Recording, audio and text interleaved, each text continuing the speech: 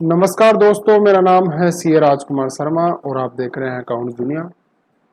आज है class 3 income tax LRP 9 और GST के ऊपर जो कोर्स चल रहा है उसकी आज अपन बात करेंगे बैलेंस शीट, ट्रेडिंग अकाउंट और P&L के बारे में। तो बेसिकली ये क्या होते हैं, फाइनल अकाउंट्स होते हैं। जब भी अपन किसी भी प्रकार की कोई अकाउंटिंग करते हैं तो उस एंड अकाउंटिंग करने के एंड पार्ट ये होते हैं, उनसे जो रिपोर्टिंग बन के आती है वो रिपोर्ट्स ये है। तो एक बार इन रिपोर्ट्स को पढ़ते हैं कि क्या क्या चीज़ें इसमें इंक्लूड रहती है।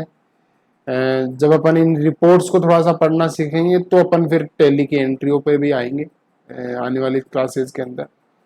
तो आज अपन बात करेंगे बैलेंस शीट, ट्रेडिंग अकाउंट और P&L अकाउंट के ऊपर। तो पहले स्टार्ट करते हैं बैलेंस शीट। तो बैलेंस शीट बेसिकली है क्या चीज़? बैलेंस शीट बेसिकली है आपके सामने कि आप अगर आपने बैलेंस शीट बनाएंगे तो उसमें से कितने पैसे तो आपके ऐसे हैं, कितना वेल्थ आपकी ऐसी है जो आपके पास है जिसको आप ओन्ड करते हैं। अगर आप कंपनी की बैलेंस शीट बना रहे हैं तो एक साइड तो वो चीजें आएगी जिस जिस असेट्स पर या जिस संपत्ति पर आपकी कंपनी का अधिकार है, और दूसरी साइड में आएगी जो जो कंपनी को चुकाना है लोगों को उस असेट्स के बदले या उनके जो भी है पैसे उनसे उसको देने हैं। फॉर एग्जांपल अगर मैं ये स्टार्ट करूं तो एग्जांपल के तौर पे देख रहे हैं, एक बैलेंस शीट है मेरे पास, वहां से स्टार्ट करते हैं। तो ये बैलेंस शीट आपके सामने, बैलेंस शीट ऑफ अकाउंट्स दुनिया हेडिंग रहती है इसकी, एज ऑन 31 मार्च 2020। ये बैलेंस शीट होती है एज ऑन, मतलब कोई पर्टिकुलर डेट को, जैसे पर्टिकुलर डेट है 31 मार्च 2020, क्योंकि अपन जो फाइनेंशियल ईयर एंड होता है उस दिन अपनी कंपनी की बैलेंस शीट तैयार करते हैं। तो उस दिन की बैलेंस शीट है। आप देखेंगे कि इसके लेफ्ट साइड में तो जो लिखा हुआ है लाइबिलिटीज और उसके अमाउंट, और राइट साइड में लिखा हुआ है असेट्स और उसके अमाउंट। तो असेट्स मतलब अकाउंट्स दुनिया के पास क्या क्या संपत्ति है। तो संपत्तियों में क्या क्या हो सकता है? पहली चीज हो सकती है आपके पास आपकी फिक्स्ड असेट्स। फिक्स्ड असेट्स मतलब क्या?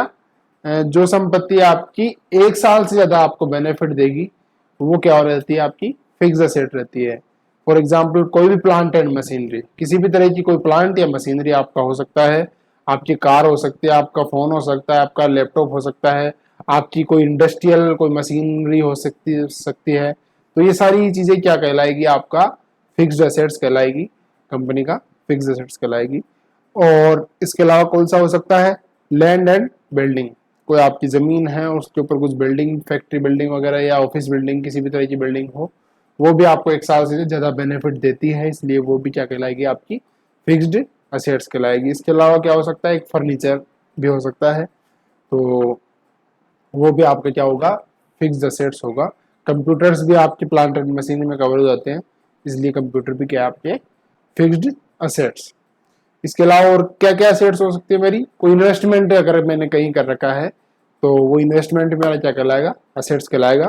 फॉर एग्जाम्पल्स आपने किसी कंपनी के शेयर खरीद रखे हैं तो वो क्या कहलाएंगे? आपके इन्वेस्टमेंट कहलाएंगे। इसके अलावा जो बचता है आपके सामने वो बचता है आपकी करंट असेट्स। ऊपर अपन ने देखा फिक्स्ड असेट्स जो एक साल से ज्यादा बेनिफिट देगी, वो आपकी फिक्स्ड असेट्स है। करंट असेट्स मतलब जो साल भर से कम के अंदर ही रियलाइज्ड हो सकती है आपको, साल भर से कम कम के अंदर ही उसका या तो केस में कन्वर्ट हो जाएगा। लाइक पहला एग्जांपल इसके अंदर स्टॉक इन हैंड, आपके व्यापार के अंदर जो माल रखा हुआ है वो आपका क्या कहलाता है? Current assets, stock in hand. तो वो जनरली अपन साल भर से कम समय में ही उसको बेच के और उसको एनकैश कर लेते हैं, इसलिए उसको क्या कहलाया? Current assets. Cash at bank, तो जो बैंक में आपका कैश रखा हुआ है आपका करंट अकाउंट में या सेविंग अकाउंट में, वो यहाँ पे आएगा। तीसरी चीज है इसके अंदर कैश इन हैंड, आपके पास खुद के पास कैश रखा हुआ है तो वो यहाँ पे आएगा। सैलरी डेटर्स, सैलरी डेटर्स मतलब क्या?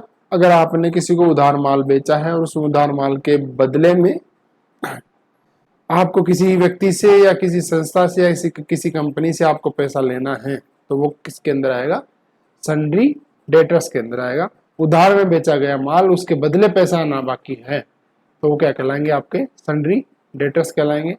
इसके अलावा आता है लोन्स एंड एडवांसेज, मतलब आपने किसी को छोटे टाइम के लिए किसी को लोन दिया है, आपके नॉन पर्सन को या आपके रिलेटिव को या आपके फ्रेंड को, तो वो ये सब चीजें यहाँ पे कवर होगी, लोन्स एंड एडवांसेज। तो ये सब चीजें क्या है, असेट साइज वाली, या तो आपके पास कैश है या इनके बदले कैश आएगा, तो वो सब चीजें असेट्स में आएगी। और जब जाने वाली चीज हो, जैसे एक व्यापार है अकाउंट्स दुनिया, उसके अंदर इसके जो भी पार्टनर्स है उन्होंने कुछ पैसा लगा रखा होगा, तो उन लोगों को अकाउंट्स दुनिया पैसा देंगी। तो इसलिए पहली चीज आती है कैपिटल अकाउंट, तो जो मालिक का जो पैसा होता है उसको क्या क्या कहते हैं, कैपिटल, तो वो चीज इसके अंदर आ जाएगी। दूसरी चीज है net profit. Profit, net profit word use किया है, मतलब जो भी अपन ने कमाया उसमें से सारे खर्चे काटने के बाद जो पैसा बचता है वो किसका रहता है, बेसिकली मालिक का, जिसने उसमें पैसा लगाया है उसका पैसा है वो, जो बच गया सब कुछ खर्चे काटने के बाद, तो वो पैसा भी यहाँ पे बिजनेस को अपने कैपिटल के बदले देना है, इसलिए वो भी लाइबिलिटी साइड में आएगा। इसके अलावा आता है नॉन करंट लाइबिलिटीज, ऐसी लाइबिलिटीज जो साल भर से ज्यादा टाइम के बाद देनी है अपने को।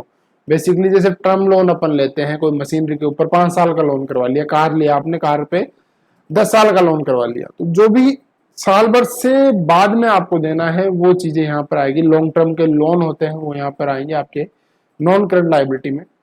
इसके बाद आती है करंट लाइबिलिटी। तो करंट लाइबिलिटी बेसिकली क्या है, शॉर्ट टर्म लोन्स, आपने बैंक से सीसी ले ली, ओडी ले ली 6 महीने के लिए, साल भर के लिए, तो वो कौन से लोन होंगे, आपके शॉर्ट टर्म लाइबिलिटी होंगे, आपके करंट लाइबिलिटी होंगे।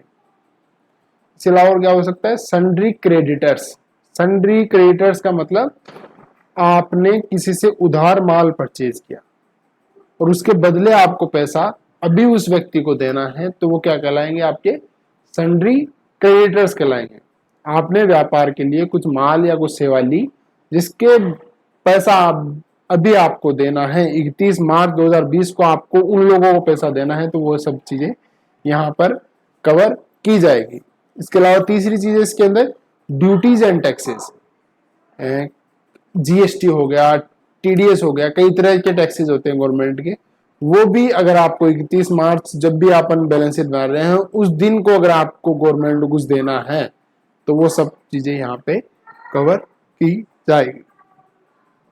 तो ये बेसिकली बैलेंस शीट इस तरह से बनाई जाती है। तो इसके अंदर लाइबिलिटी साइड में तो अपना जो जो पैसा अपने को देना है वो आ गया, और राइट साइड में अपने पास आ गया कि कौन कौन सा पैसा अपने को लेना है लोगों से या अपने पास ऑलरेडी रखा हुआ है। तो ये बेसिकली रहता है बैलेंस शीट, इस प्रकार से पढ़ी जा सकती है। इसके बाद है ट्रेडिंग अकाउंट। तो ट्रेडिंग अकाउंट मतलब क्या, ट्रेडिंग अकाउंट मतलब व्यापार का खाता, सेल और परचेज संबंधित सारी चीजें यहाँ पे करेंगे अपन। तो इसके लिए अपन ट्रेडिंग खाता खोलते हैं। ये है आपका ट्रेडिंग खाता, इसके अंदर जो रहेगी बेसिकली चीजें वो इस तरह से रहेगी। अकाउंट्स दुनिया trading account for the year ending 31 March 2020। Balance sheet में अपनी लैंग्वेज थी एज ऑन 31 मार्च 2020, जबकि यहां पर अपनी लैंग्वेज है फॉर द ईयर एंडिंग, मतलब ये साल भर के लिए बनाया गया है।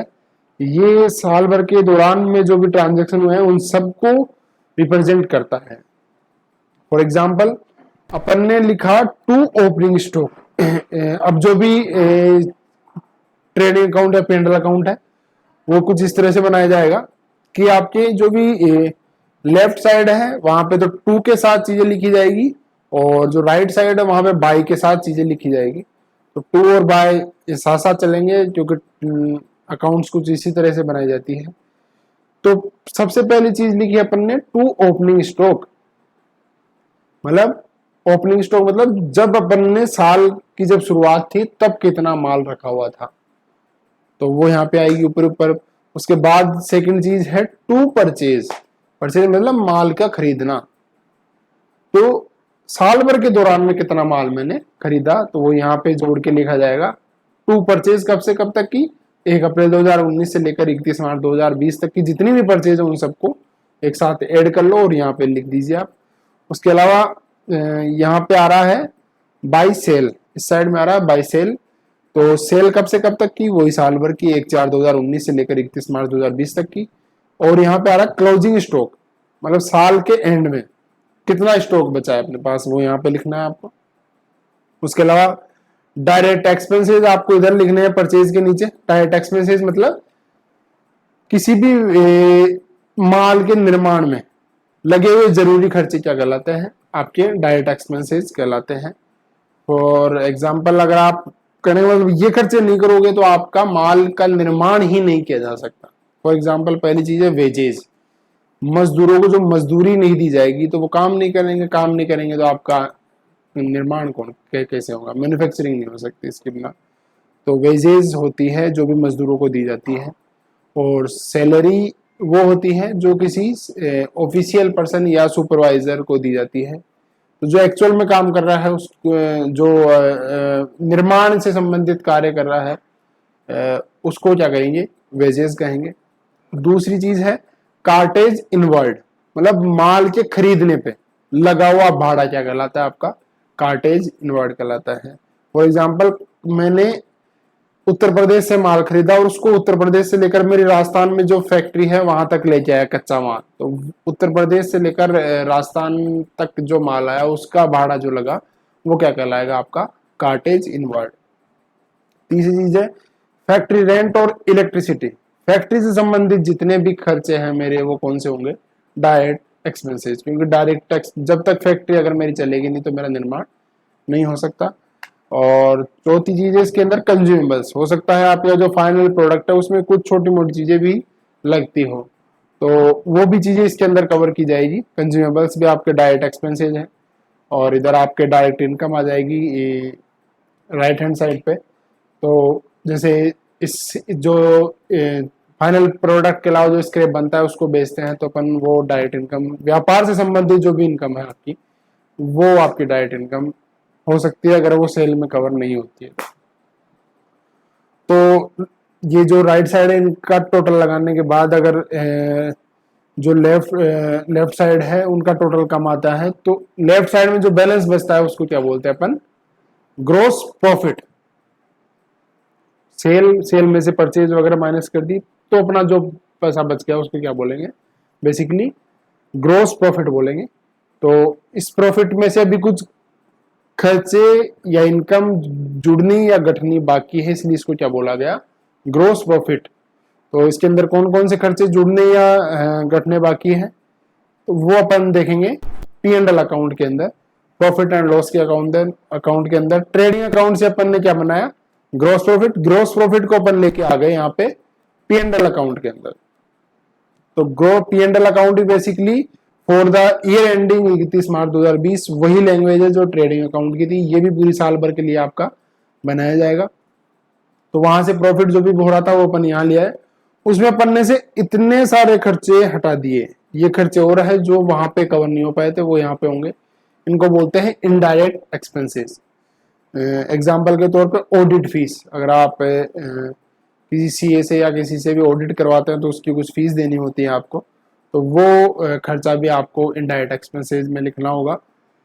इसके अलावा दूसरी चीज आती है एडवर्टीजमेंट एक्सपेंसेस, विज्ञापन के खर्चे, तो वो भी आपको लिखने हैं। व्यापार संबंधित सारे खर्चे यहाँ पे आपको लिखने हैं। सैलरी आप दे रहे हो, ऑफिस से संबंधित रेंट हो गया, इलेक्ट्रिसिटी हो गई, कमीशन के खर्चे हो गए, बैंक चार्जेस हो गए, रिपेयर एंड मेंटेनेंस हो गया सब तरह का, ट्रेवलिंग एक्सपेंसेस हो गए, ब्याज का हो गया, इंटरेस्ट एक्सपेंसेस हो गया, डेप्रिसिएशन हो गया। डेप्रिसिएशन किस पे लगता है, फिक्स्ड असेट्स पे जो आप काम में ले रहे हैं उस पे जो भी डेप्रिसिएशन लगता है वो यहाँ पे आता है। इसके बारे में अपन अलग से डिस्कस और करेंगे डेप्रिसिएशन के बारे में। अभी ये मान लो कि ये भी एक तरह का खर्चा है। और इसके अलावा कोई इनडायरेक्ट इनकम है आपकी तो वो राइट हैंड साइड पे आप लिख सकते हैं। लाइक कोई इंटरेस्ट हो, कोई एफडी करवा रखी है उस पर ब्याज आ रहा हो तो वो भी आप यहाँ पे दर्शा सकते हैं। जीपी में से ये सारे इनडायरेक्ट एक्सपेंसेस लेस करने के बाद और इनडायरेक्ट इनकम जोड़ने के बाद जो प्रॉफिट आता है उसको क्या कहते हैं आप, नेट प्रॉफिट। मतलब ये पैसा वो है जो बेसिकली मालिक का है, मालिक के लिए है। भाई जो भी सेल थी उसमें से सारे खर्चे आपने डायरेक्ट एक्सपेंसेस ट्रेडिंग अकाउंट में लेस कर दिए, इनडायरेक्ट एक्सपेंसेस आपने यहाँ पे P&L अकाउंट में लेस कर दिए, तो अब जो पैसा बचता है वो आपके मालिक का है। तो ये एक P&L अकाउंट का ओवरव्यू था। अब अपन एक सवाल से इन तीनों जो फाइनल अकाउंट्स हैं उनके बारे में समझेंगे। एक सवाल है, business started with 16,000 case. Business upon start कर रहे हैं 16,000 केस के साथ, कोई आदमी है वो अकाउंट्स दुनिया का बिजनेस स्टार्ट कर रहा है और 100 पेन परचेज करता है 50 रुपए के हिसाब से, 80 पेन वो बेच देता है, 100 में से 80 पेन 100 रुपए के हिसाब से, 50 रुपए में खरीदा और 100 रुपए में बेच दिया। तो इसी एंट्रियों को अपने को कहाँ दिखाना है, आपके फाइनल अकाउंट्स में दिखाना है। तो सबसे पहले जो अकाउंट बनता है वो कौन सा अकाउंट बनता है, ट्रेडिंग अकाउंट बनता है। तो ट्रेडिंग अकाउंट के अंदर अपन गए और परचेज में डाला 100 इंटू 50, 100 इंटू 50 कितना हुआ, 5,000 रुपए से, तो 8,000 के पेन बेच दिए। क्लोजिंग स्टॉक कितना बचा अपना, क्लोजिंग स्टॉक बचा अपना 20 पेन 50 रुपए के हिसाब से, जो कॉस्ट है वही तो आपका क्लोजिंग स्टॉक होगा। तो 20 पेन 50 रुपए के हिसाब से, मतलब 1,000 रुपए का आपका क्या बच गया, क्लोजिंग स्टॉक गया। तो जैसे आपने किया डायरेक्ट इनकम वगैरह कुछ है नहीं आपकी, तो 18,000 तो इस साइड आ गया और यहाँ पे आ गया 5,000 रुपए। तो आपका जीपी कितना आना चाहिए, 13,000 रुपए। तो यहाँ पे मैं फॉर्मूला लगा रहा हूँ कि इसमें से जो ये है इसमें से माइनस कीजिए आप जो ऊपर वाला है उनका सम, कहाँ से कहाँ तक का सम, ओपनिंग स्टॉक परचेज और डायरेक्ट एक्सपेंसेस सारे वो लेस कर दीजिए। तो मेरा जीपी क्या आ जाएगा, 13,000 रुपए। अगर 13,000 नहीं, ये 10,000 नहीं है, 1,000 है। और इन पे कितने कमाए अपन ने, 50 रुपए एक पेन पे। बिजनेस स्टार्ट किया, फिर मैं कह रहा हूँ कि मैंने 100 पेन खरीदे 50 रुपए के हिसाब से, 5,000 रुपए के, तो ये 5,000 रुपए गए, 8,000 रुपए पास आ गए। तो मतलब केस का कितना बैलेंस बच रहा है मेरे पास, 19,000 रुपए। और कैपिटल कितनी लेके आए थे लोग, 16,000 रुपए। जब मालिक लेता तो कट भी नहीं आ सकता अगर आपने एंट्रियां सही करी है। तो देखा आपने, तो यहाँ पे बैलेंस शीट में क्या क्या चीज आई मेरे पास, बैलेंस शीट में मेरे पास बेसिकली आ रहा है 16,000 की तो कैपिटल और 4,000 का नेट प्रॉफिट, और असेट साइड में क्या आ रहा है 1,000 रुपए का तो स्टॉक और 19,000 रुपए कैश इन हैंड।